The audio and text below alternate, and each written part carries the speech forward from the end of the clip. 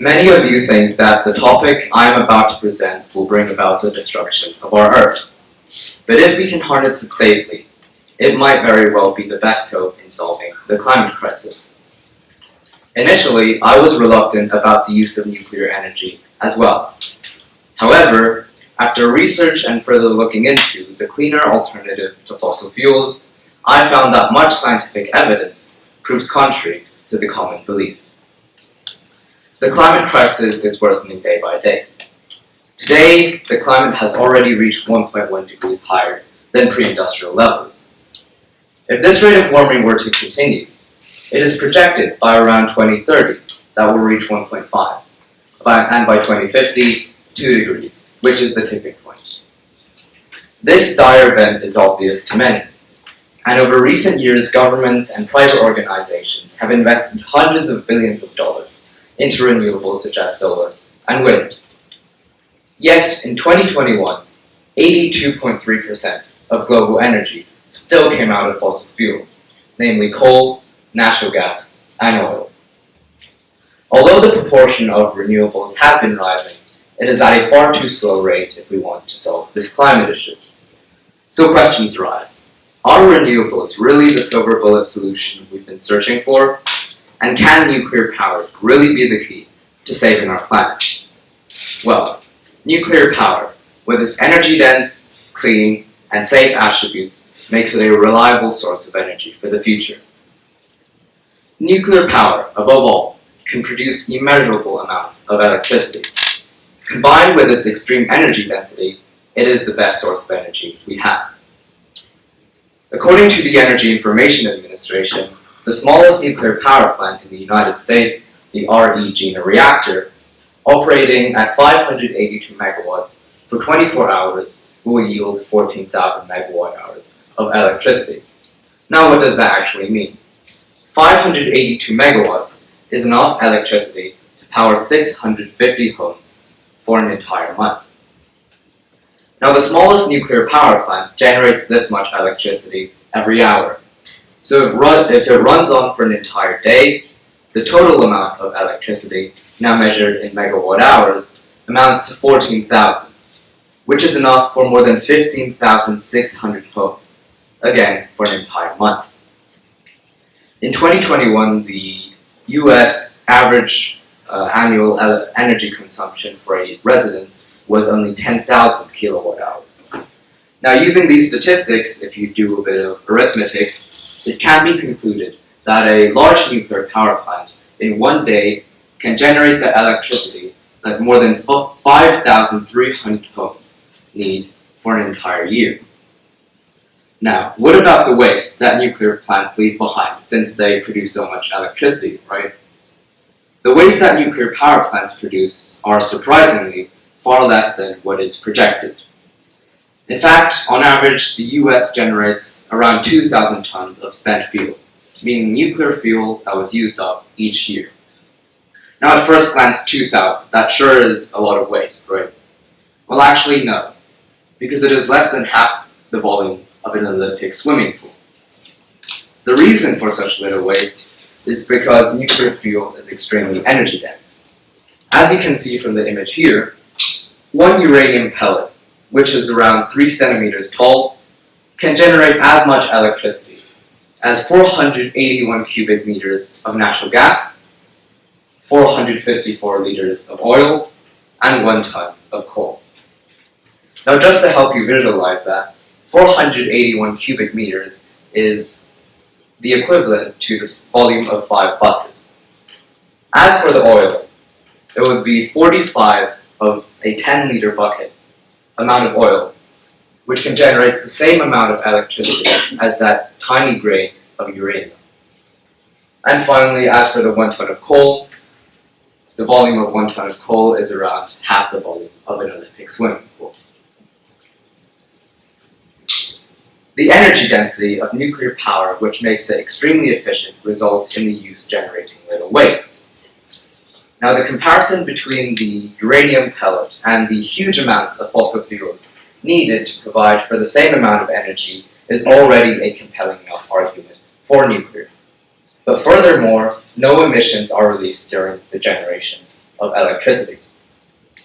Some may argue that although nuclear fuel is extremely energy dense, can produce astronomical amounts of electricity, that we should still choose the safer way out of the climate crisis, and that is to continue with what we have already invested so much in, renewables such as solar and wind. Now let's take a step back. Why are we even searching for alternative sources of energy? We want to minimize the amount of carbon emissions produced when we generate our electricity. So a key factor that plays in as to which source of energy is the best alternative is which produces the least amount of carbon emissions. So according to the IPCC, solar panel farms actually generate 4 times as many carbon emissions as nuclear does.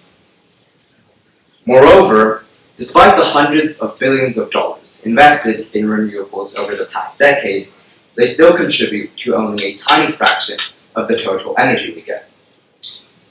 According to Global Trends in Renewable Investment 2017, a report published by the United Nations Environment Programme, Germany invested around 15 billion in renewables in 2016. Yet, it only obtained 12.6% of its total energy from renewables. Now you may ask why. Was the investment not planned well? Where did the money go? The actual reason is quite simple. There wasn't much sunlight nor much wind in Germany in 2016. The inconsistent supply of renewables makes it unsustainable as a long-term solution to the climate crisis. Germany thereafter decided to ramp up renewable investment, and the nuclear power plant shutdown, which began in 2011, went on.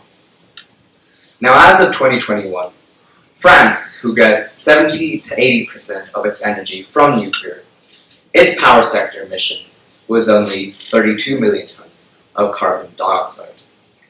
Germany, on the other hand, its power sector emissions in 2021 amounted to 235 million tons of carbon dioxide, significantly higher than that of France.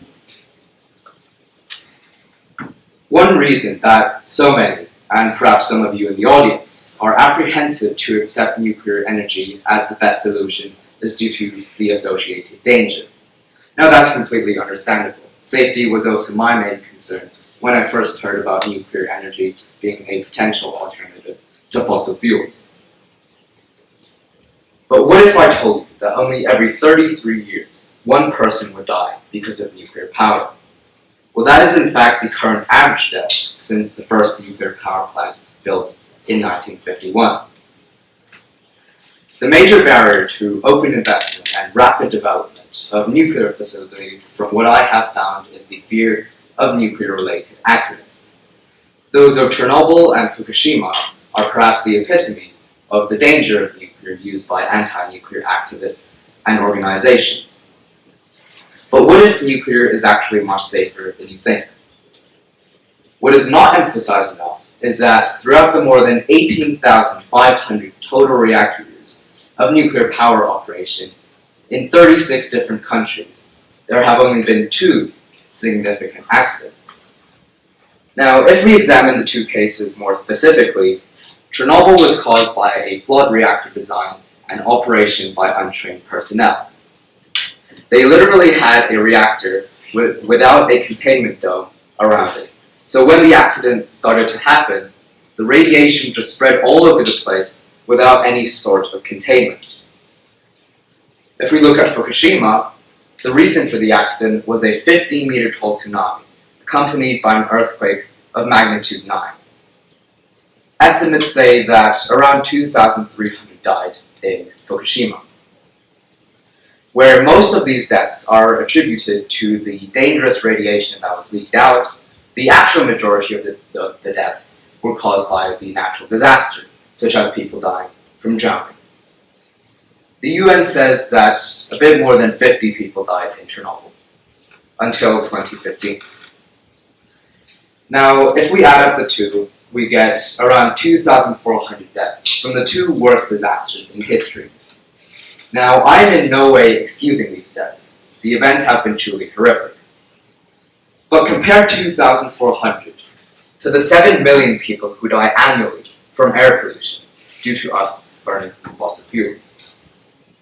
The graph behind me shows a comparison between the number of deaths that coal, nuclear, and other sources of energy cause.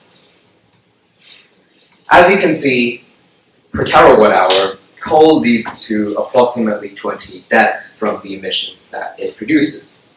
Nuclear power, on the other hand, leads to none. If we are going to continue to worry about the danger of nuclear possibly leading to deaths, we are letting so many more people die from the emissions that we release when we burn our fossil fuels.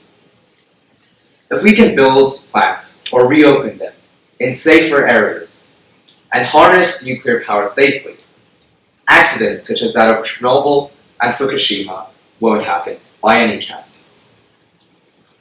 As we look to the future of our world, we must consider all options available to us. Nuclear power is one such option that we cannot afford to overlook. It is safe, clean, and an extremely efficient source of energy. With the growing demand for electricity and increasing concern for the environment, we need a source of energy that is both reliable and sustainable.